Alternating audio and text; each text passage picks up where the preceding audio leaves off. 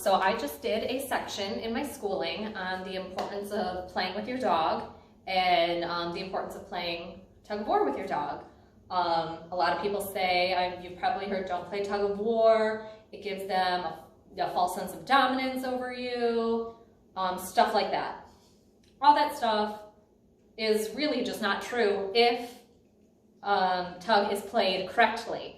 There are specific rules to tug, and these rules cannot be broken.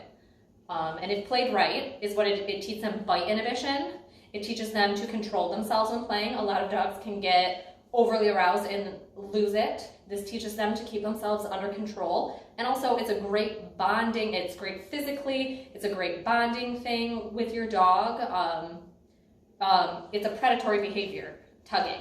When they would catch an animal for a kill, they would work with each other, wolves we'll say, or wild dogs, coyotes, anything. They work together as a team and they tug and they take down the animal. So it's a bonding experience, it's working together. So it helps also get out that predatory drive that's deep down in them. It's kind of a safe outlet for that. So tug is a great game to play, but like I said, there are specific rules. Rule number 1, you have one tug object. As you can see, I'm holding this tug object. This is our tug object. We don't have anything else. So if I hold this jacket up, Goose isn't going to jump on me and try to eat this jacket because this jacket has no meaning. We have one tug object. He sees this object. He knows what this game is. You can see his tail going. He knows what's going to come. Rule number 1, one tug object. Rule number 2, you see he's not jumping all over me. He's not jumping up to get it because rule number 2 is the tug object without the cue means no game. The only way to initiate the game is the tug object with the cue. And I'll give you an example of that right now. Take it. Yes. Good boy. Good boy. Good boy. Good boy. Leave it. Good. So you see there, the tug with the cue.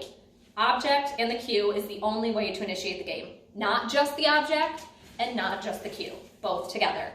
And as you saw right there, another important rule, take it. Another important rule is to teach them, leave it. When you end the game, there's no option. The game is ended. You initiate and you end. They don't decide when the game ends or when the game starts. That's all on you. Take it. Yes. Good boy. Good boy. So what this teaches is great bite inhibition. Ow! Perfect example right there. This teaches great bite inhibition. Dogs have super control of their jaw. They're able to control their jaw. Right there, he actually did nick my hand, which happens from time to time, but as you saw there, I let him know. He backed off, and now the game is over. That is a very, very, very important rule.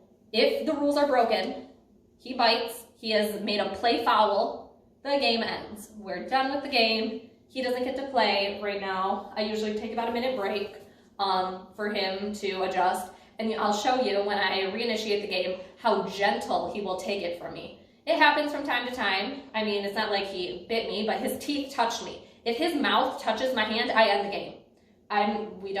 We're teaching him to control his bite inhibition and to control his jaw. All right, I'm gonna reinitiate the game and give him a small space to take it from. Take it. And you see how gentle he took it because he knows the rules of the game. He knows the game ends if he plays too rough. So that is another important rule. Good boy, good boy, good boy, that you have to stick with. Oh, yes, good boy, yes. Get there.